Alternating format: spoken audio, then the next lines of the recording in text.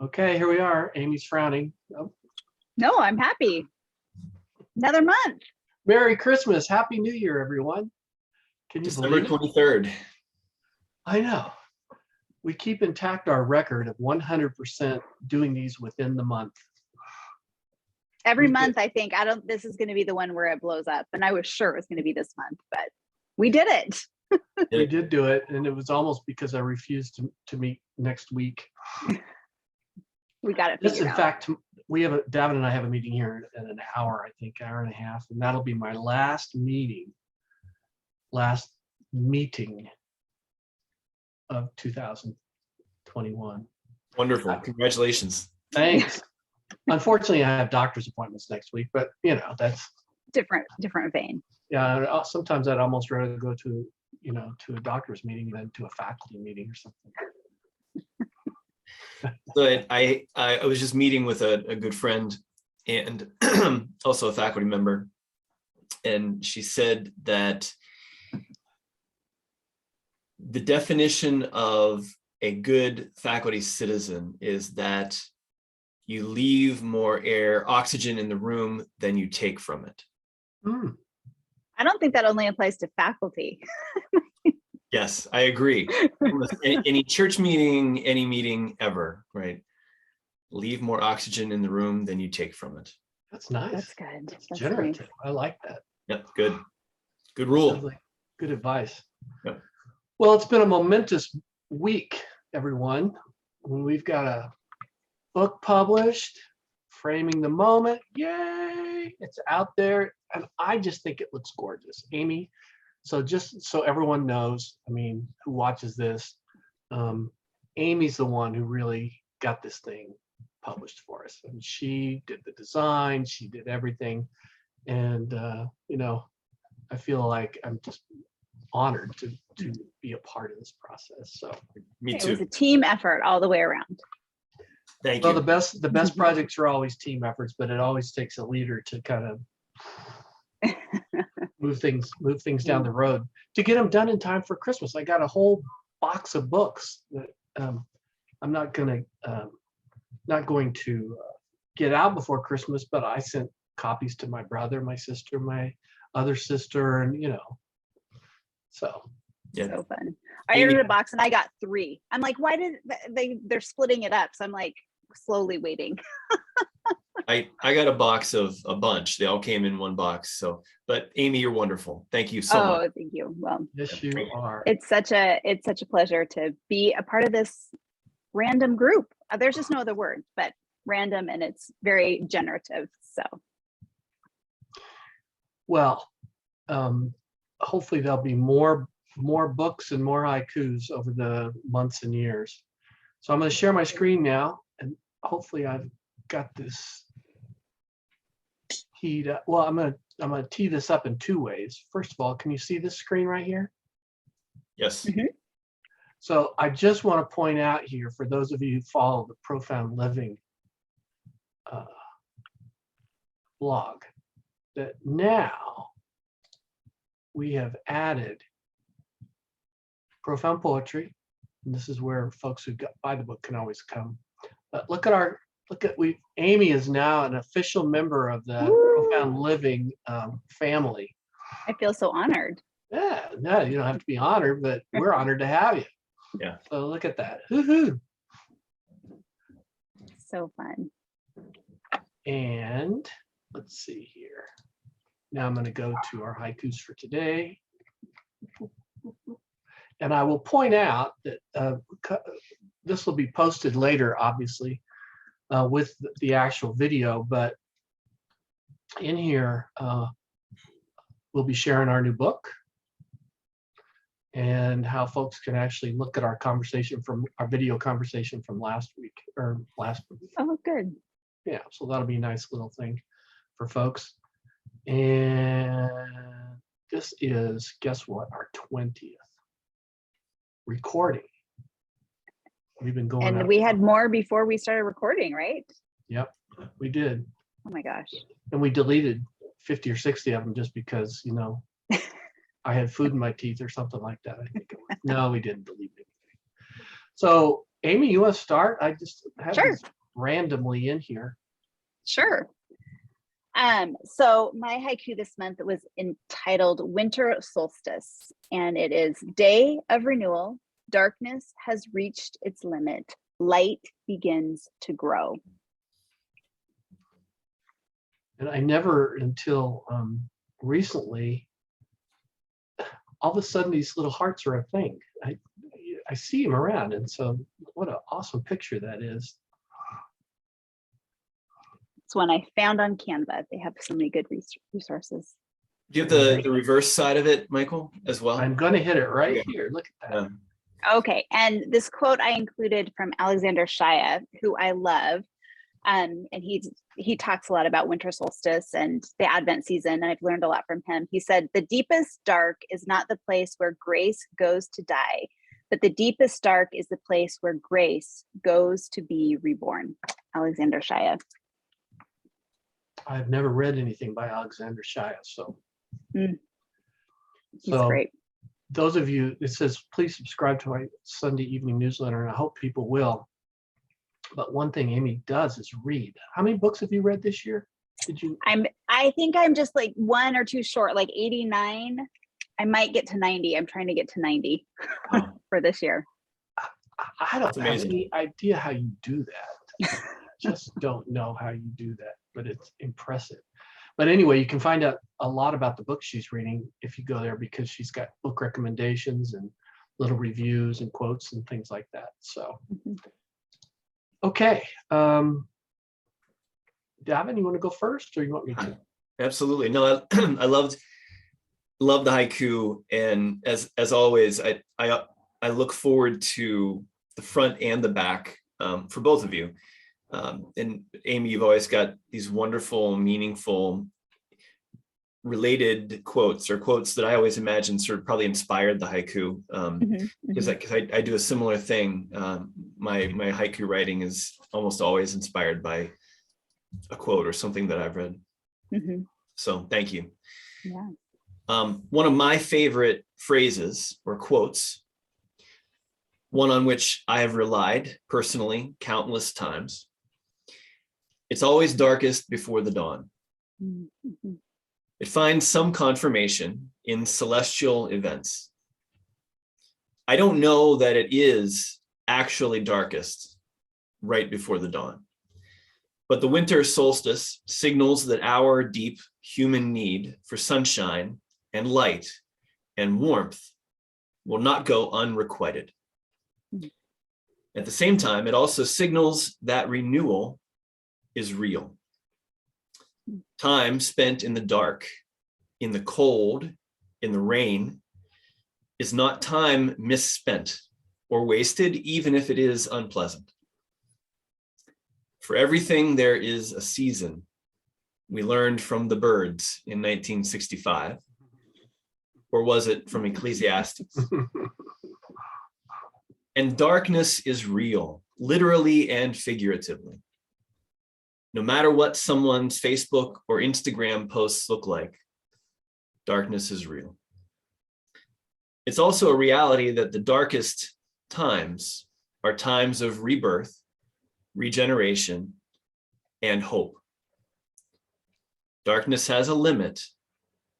Light shimmers and reflects in and during the rain.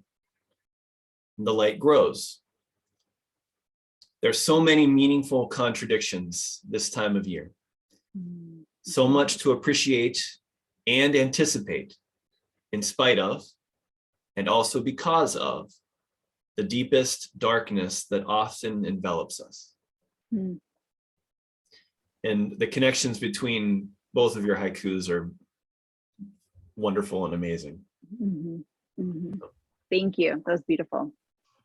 You write so well, Davin. I'm always Good inspiration. deeper. Yeah. A lot of connections this month, as it seems like they are always. So let me pull this up real quickly. So this is Amy's.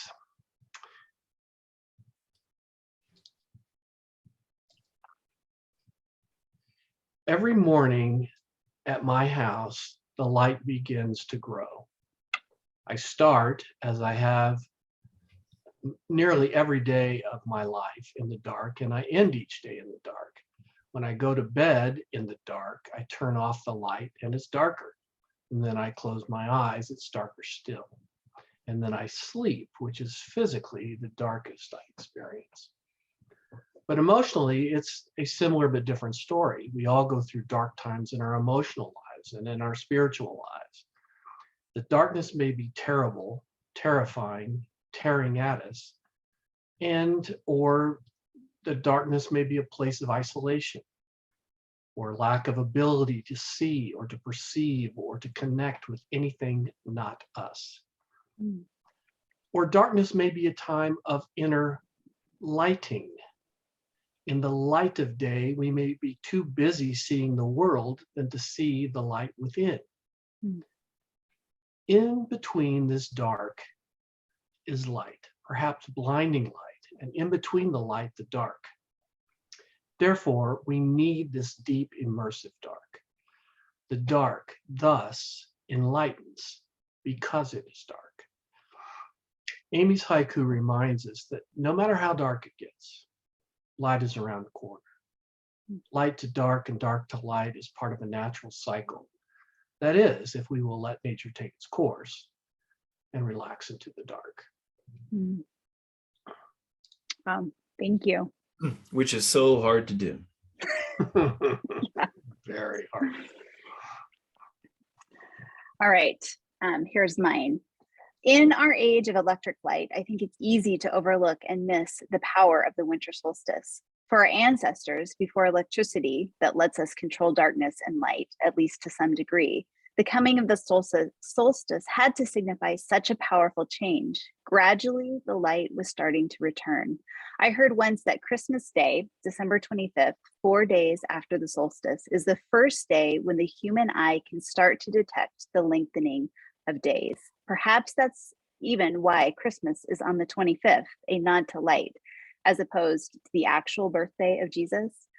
Imagine what it was like to begin to feel the days lengthen. The darkness was slowly easing.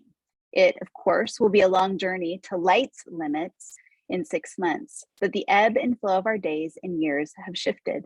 I like the idea that darkness has its limits. Our slow journey away from the sun has reached its boundary. It can go no further.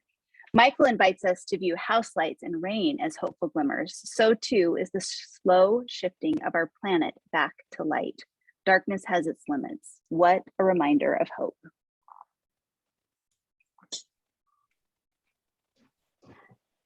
Good overlap there between our two haikus this month, especially. Yeah. Yep. A connection with hope, I think, is really powerful.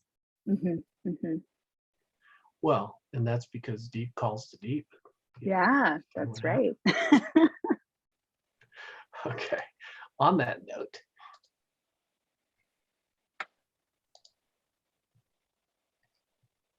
and isn't that great? Solstice. Yeah, I catch my kids doing that all the time. I see it now. Now that I've seen one, it's like seeing a yellow Volkswagen Bug. You never see them until you notice one, and then you see them everywhere. They're everywhere. Davin, you want to go next? Yeah, sure. I called it a sunlight prayer. Air, crisp, quickening. Water, cool, teeming with life. Mountains, humbling view. As deep calls to deep, this place resounds. Memories unknown until now. And look at that photo. Did you take that photo? I did. Both these photos are from trips this summer. One trip this summer. I love it. It's beautiful. And look at this photo. Look at those antlers. This is really, I mean, it's like going to Sedona or someplace like that. It's such a neat place. Jackson Hole. Yeah, it's the 7D Ranch in the Sunlight Basin in Wyoming. And so Psalm 42, so connecting to Amy's process of having a quote that is really connected to the poem. Psalm 42 just was kind of inescapable in my mind when I was at this place and when I have similar experiences. So it's, I don't need to read it's just a piece of the Psalm. I think it's verses 5-8, but yeah, it's meaningful connection for me. Beautiful. This is the kind of verse that I wish I had James Earl Jones' voice. Deep calls to deep. Yep, perfect. Okay, let's see here. Amy, you want me to go or you want to go? You can go. Okay, then let me pull this up real quick.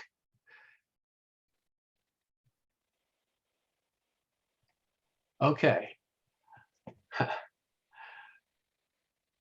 Typical Michael here. I imagined reading this haiku, the deep calling, actually calling the deep. But my imagination kept changing. First, the deep was the earth, and out of the earth came a deep and mournful voice reaching out to the deep blue sky. Then my perception shifted, and it was the voice of the infinite sky calling to the mountains and through them to the earth's core.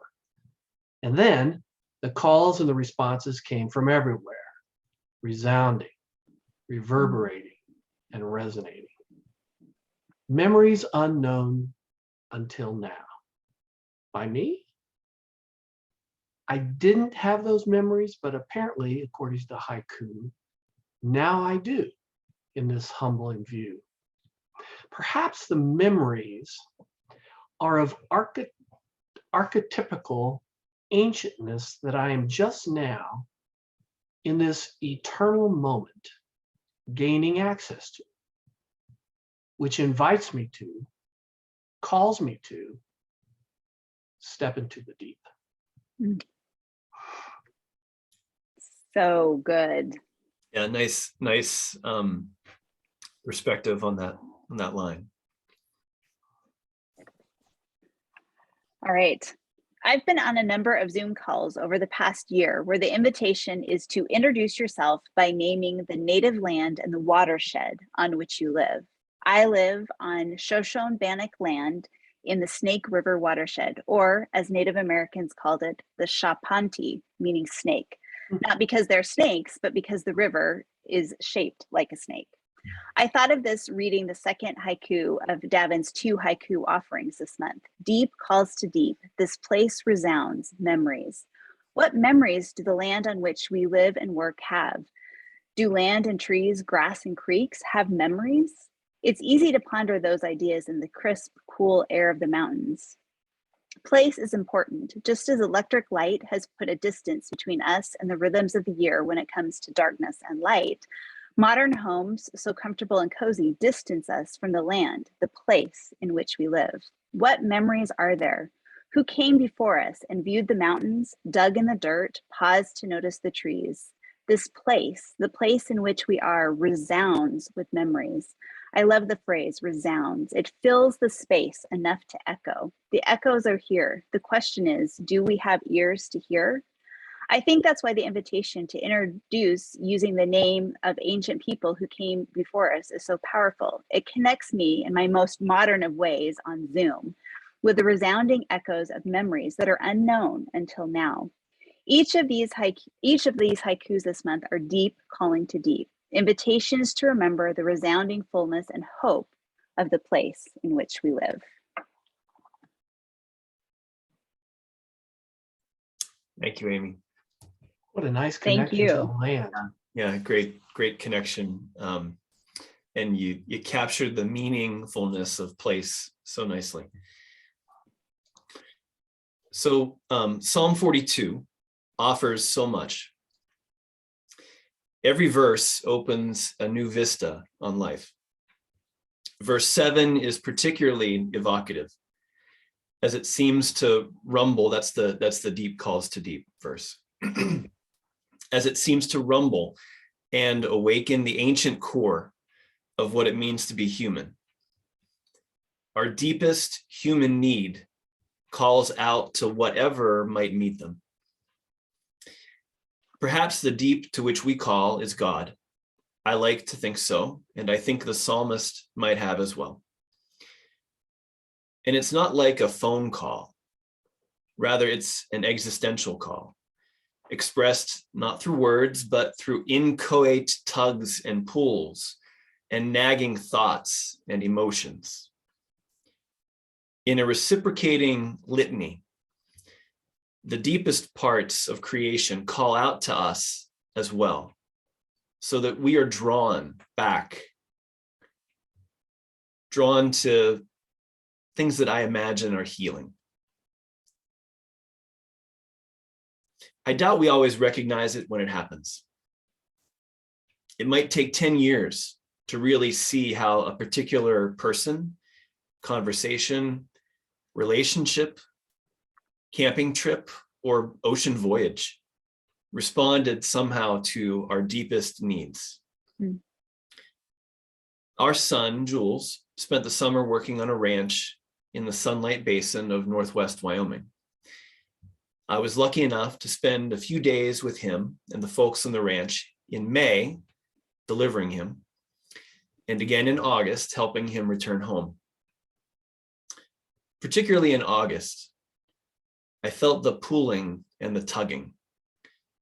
Some heretofore unacknowledged need working its way through me. Looking back, I can't tell you what I needed or what the response was. It was deep, calling to deep, and it just felt deeply satisfying. The words of this haiku are my somewhat inept attempt at capturing some of that reciprocating litany between me and the place and the people of the Sunlight Basin. Mm. It was a wonderful time. That's just so beautiful. So powerful. And not even to mention the father-son part of all that. Yeah, it was great. Truly wonderful. You got poet in you there, Dr. Clark-Shellman. I inchoate pullings and tugging. You know that that comes from some of our interviews on the End of Life Caregiver Project. Actually, some of the so Amy, Michael, and I are involved with some other folks in studying the professional development, learning of end of life caregivers, and that language is coming out a lot in interviews. It's just the pulling and the tugging, and so Wow. it's been a big week. Super interesting.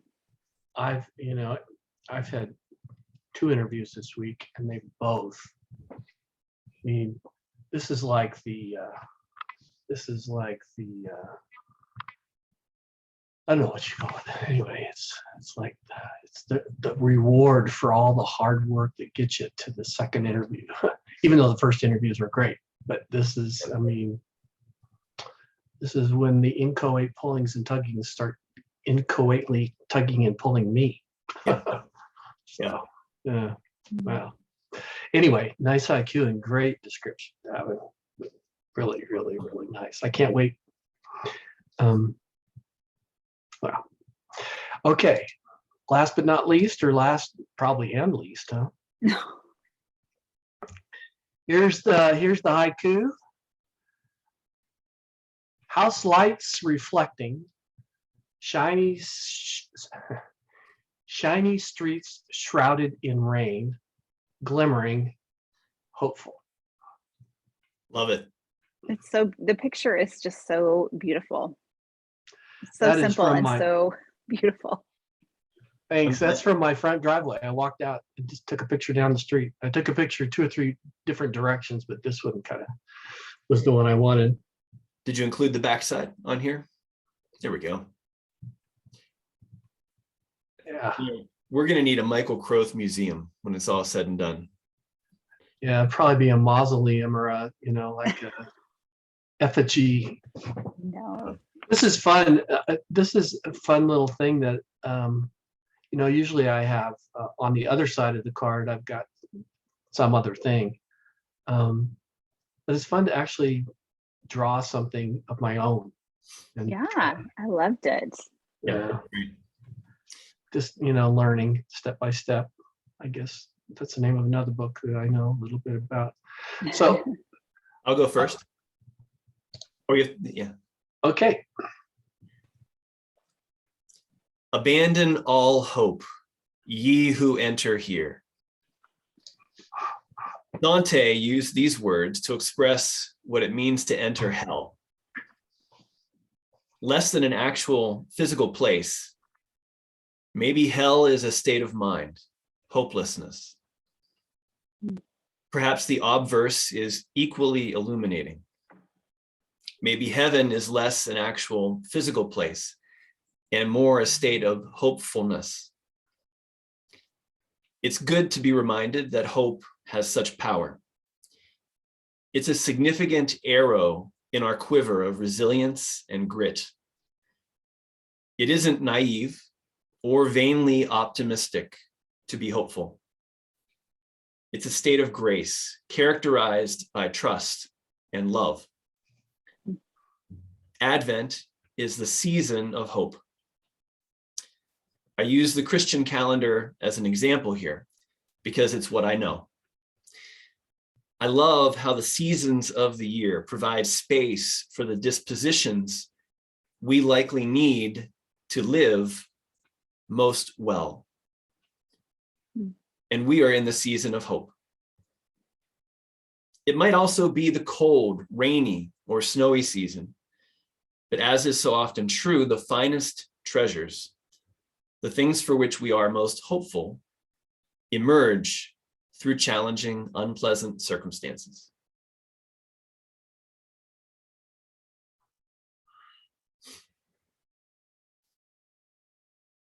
Lasciate di Esperanza. I can't remember the Italian. Abandon all hope, ye who enter here. Yeah. I used to know it. It's Dante is one of. Oh, we lost Amy. Oh no, she must have not wanted to read her reflection. But Dante, what a great metaphor. I mean, it's one of the greatest poems of all time. Yeah. Yeah. And I thought that it connected so well to Amy's, the hopefulness and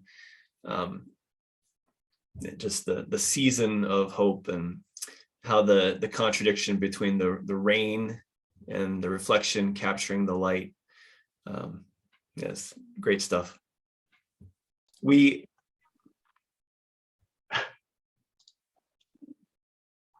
Well, sometimes people just don't want to read their reflection about my haikus. That's all I can say. No, is it my turn? I got kicked off. It is your turn. Okay. Welcome back, All right. Amy. Welcome back. Thank you. I feel like I've gone down 2 or 3 cantos down into cantos down into Dante's. Oh, right. And now Amy's going to pull us back up. Pull us back, Amy. Pull us back. I hope. We'll see. A simple neighborhood street. Our days start and end from our streets, so familiar and common that most days they're basically unseen. Michael's haiku is a reminder that sometimes beauty is right here in our most quotidian of sights. I live in a neighborhood slightly outside of the city, tucked in the hills. It's a dark neighborhood, meaning there are few streetlights and they shine down, and there are strict codes about house lights. The reward is that we can see the stars. Even in this neighborhood on the edges of the city, committed to open space and bird preservation, house lights pierce the darkness, little beacons, which remind us in the darkness that comfort, shelter, hope lie behind each light. They say that hope is an anticipatory emotion. It's expecting and believing that goodness is coming.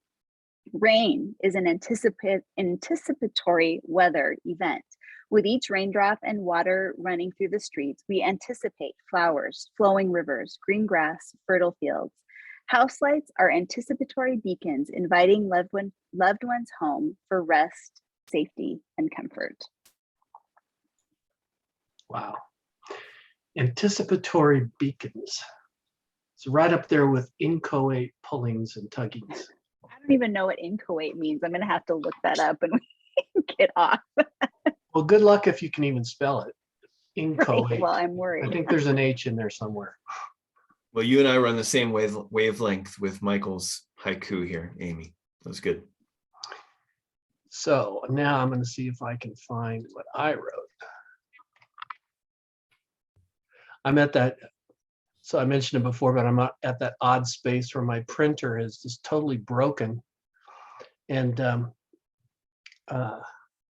I can't, it's amazing how helpless you might be if you don't have a printer. So anyway, So many of the things we get used to, right? We just get used to them, and then when they're gone, we're like, "What?" it's true. There's But always I have hope. Yeah, there's always hope. There's always hope and faith and love. Most mornings I step outside while it is still dark. Most evenings, my last act before turning off lights and locking doors is to step outside into the darkening night. And although I love a clear day, I think I'm much more touched by a rainy, dark, even foggy morning, by a night so filled with precipitation that it is mysterious. And in that mystery, in that unknown, there are always lights shining through, hopeful lights, neighborly lights, which promise that even though I love being alone, looking out, I am not truly alone. I'm wrapped in love and care untapped, with hope intact, completely backed. The shiny streets reflect, and so do I.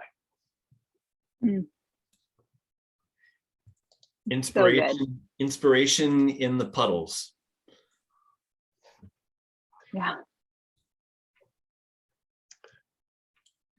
I'm not quick enough for a clever repost. Well, I'll just say I'm grateful for good stuff this month. Thank you both for what you've written. Well, I want to So thank much to you. think about, as always. So one of the great gifts I'm getting for Christmas this year, and have received continuously throughout this year, is our collaboration and what I learned from you, and how that improves me as a person, and the fun of actually doing these. So anyway, here's to another year of doing all this. Yeah. Merry Christmas. Happy New Year. Merry Christmas, Happy New Year, Feliz Navidad, and I can't say it. Oh, how do I? Buon notate. I probably said something evil in Italian, but I think it's close to Happy New Year in Italian. See ya.